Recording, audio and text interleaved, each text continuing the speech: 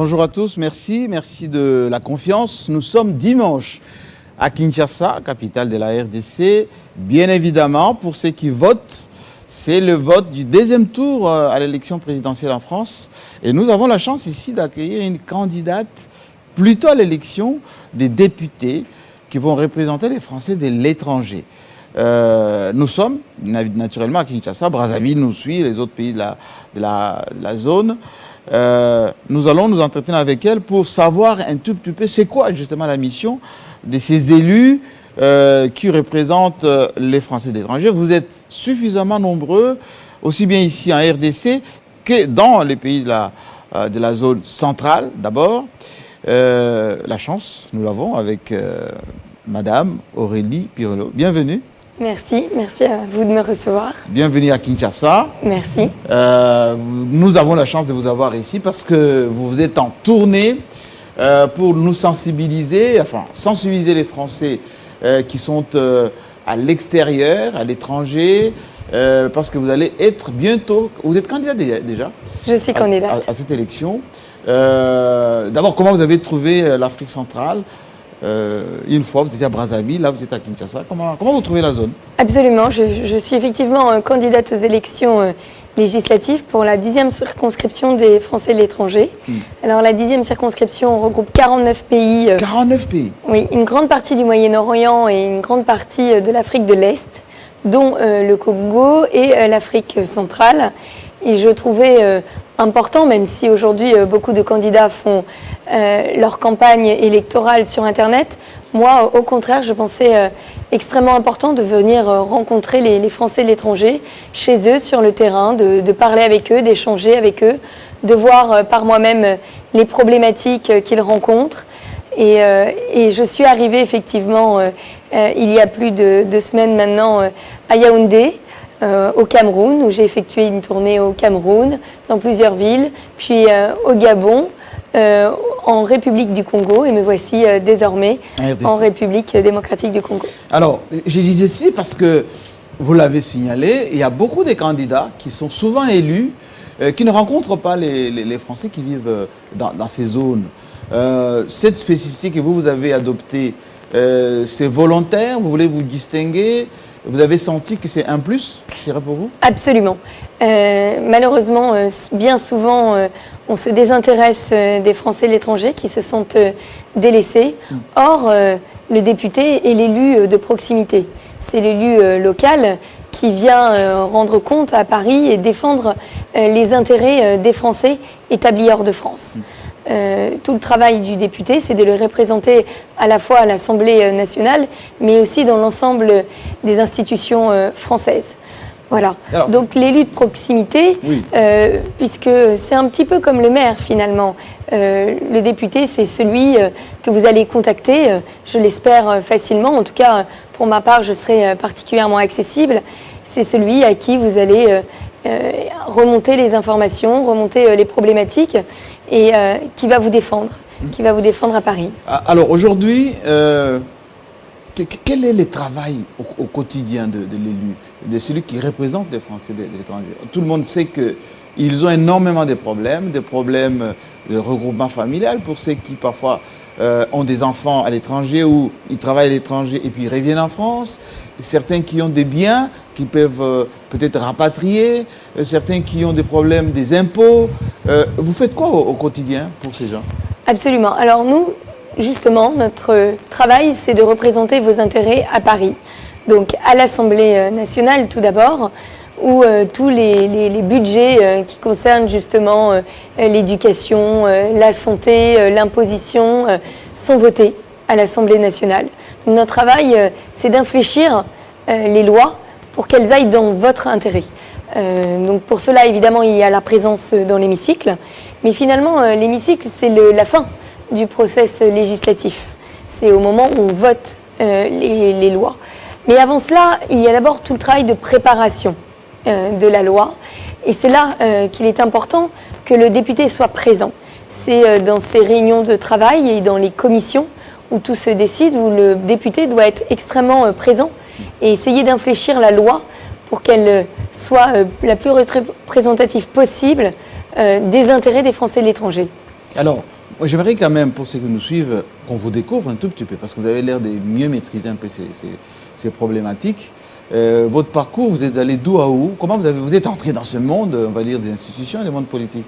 Effectivement. Alors, j'ai d'abord fait un passage dans le privé, dans le secteur privé.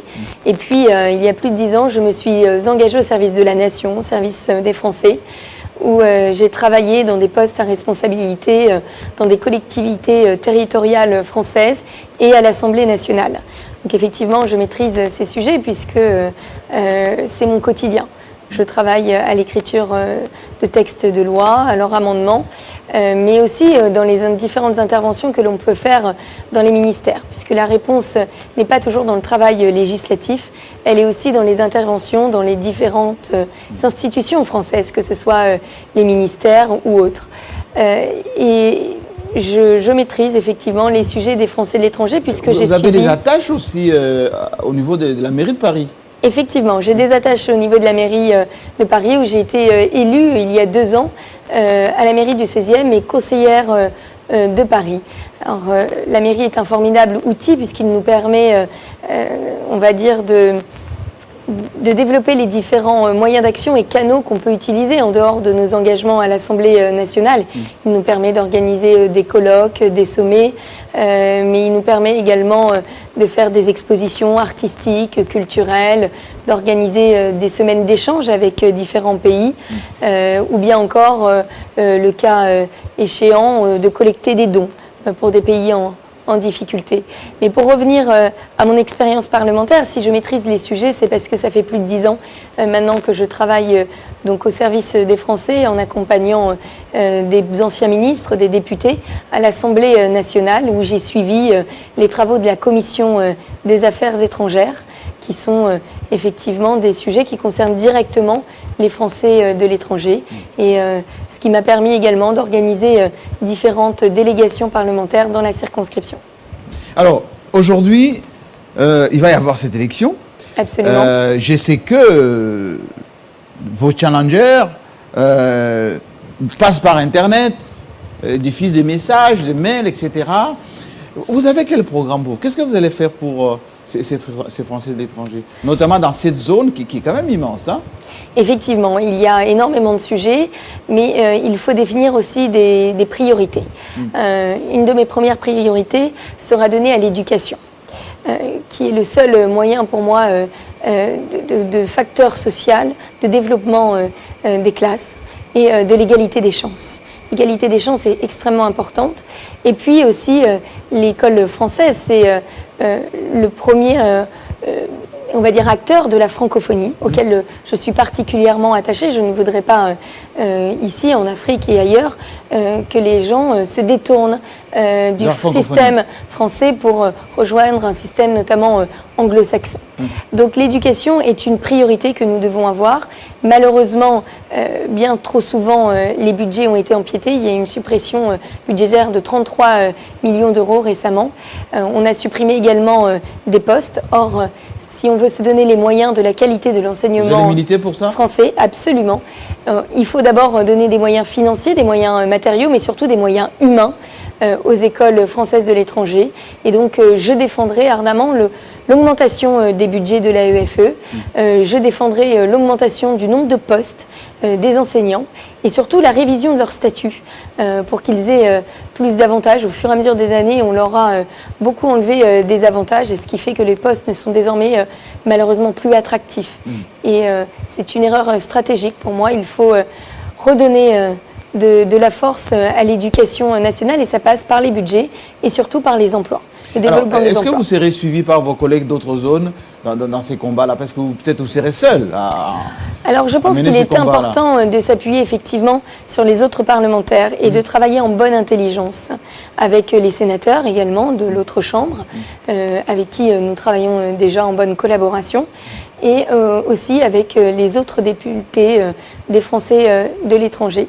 Vous savez, j'ai toujours travaillé en bonne intelligence avec mes différents interlocuteurs, à la mairie de Paris bien sûr, mais surtout à l'Assemblée nationale, où j'ai connu différents présidents. J'ai connu la fin de la présidence Sarkozy, j'ai connu le président Hollande et la mandature du président Macron. Donc nous avons toujours travaillé en bonne intelligence avec les différents ministères et les différents députés. Et c'est avant tout cela, puisque le député, comme je vous le disais, est un élu de proximité.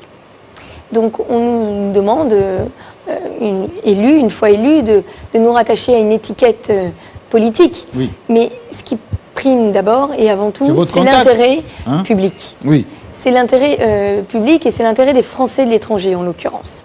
Donc il faut savoir travailler en bonne intelligence avec tout le monde. Et c'est ça la force aussi. Alors, je vais être un peu pratique. De l'élu. Ici en RDC, au Congo-Brazzaville, vous êtes au Gabon, au Cameroun, il y a des Français qui sont les binationaux, on les appelle comme ça, qui sont venus, qui ont parfois des problèmes de regroupement familial, des problèmes de sécurité sociale, parfois pour se faire soigner, etc. Les permanences, vous allez faire comment? Parce que jusque-là, la personne qui a été élue, c'est pas pour jeter la pierre, hein, excusez-moi, mais on ne la connaît pas. Les gens ne connaissent pas cet élu. Jusqu'à la fin, bientôt, vous allez renouveler, on va dire, cette législature. Comment vous allez faire pour que ces gens puissent poser leurs problèmes? Il y aura des permanences dans les ambassades, quand vous êtes des passages, où il y aura un contact peut-être visuel via l'Internet, avec les visioconférences, des choses comme ça. Effectivement, ce que je veux être une élue d'abord d'expérience. Comme je vous le disais, ça fait plus de 10 ans que je suis engagée dans les affaires politiques françaises et je maîtrise les sujets, les problématiques des Français de l'étranger. Je veux être cette élue d'expérience et de réseau que j'ai construit au fur et à mesure des années dans les différentes institutions françaises, mais surtout, je veux être cette élue de proximité. Je vous le disais tout à l'heure, malheureusement, les Français de l'étranger ont trop souvent été délaissés. Et je veux suffisamment délaissés. Absolument. Et je veux être une élue de terrain et surtout de proximité. Je veux être proche de mes compatriotes. Pour cela, il y a différents moyens. La présence en France est extrêmement importante. La présence dans les différentes réunions de travail pour infléchir et défendre votre intérêt est extrêmement présente. Il semblerait, moi j'ai lu quelque part, vous allez continuer, j'ai lu quelque part que la dernière élue, on la voit moins d'ailleurs en France, elle est classée parmi le 20 derniers députés le plus productif. Ça veut dire que parfois, les choix étaient mal orientés. Alors, effectivement, l'Assemblée nationale rend compte publiquement de tous les travaux des parlementaires et on peut découvrir ces derniers, effectivement, sur le site, notamment mondéputé.fr. Oui. Je ne veux pas parler des autres. Oui. Je viens, en tout cas, annoncer aux Français de l'étranger que je serai une élue proche de vous. Je serai une élue de proximité à la fois à Paris, mais aussi et surtout sur le terrain. Et puis, il faut savoir répondre aux gens par tous les différents moyens. Et aujourd'hui, avec Internet, il est possible d'avoir le contact permanent avec les personnes. Vous savez, on me contacte de différentes manières. Il y a d'abord les emails où il faut pouvoir répondre instantanément, mais il y a aussi les numéros de portable à travers WhatsApp. Les gens peuvent aussi nous contacter par les réseaux sociaux. Je serai absolument joignable. Il y a une boîte je tiens à être joignable. Oui. Je tiens à ce que les gens aient mes coordonnées directes. Je tiens vraiment à être accessible. Et je veux que les gens puissent m'écrire quand ils le souhaitent, peu importe quel jour de la semaine, s'il y a une urgence, je veux être joignable. Donc je n'aurai aucune difficulté à donner mon numéro de portable aux gens, à donner mes adresses email directes. Alors évidemment, il peut y avoir un temps de latence dans les réponses. Mais... Vous savez, Télé 50 est très suivi. Et surtout, je tiens à le dire, excusez-moi de vous interrompre. Je vous en prie. Je tiens à faire des permanences numériques.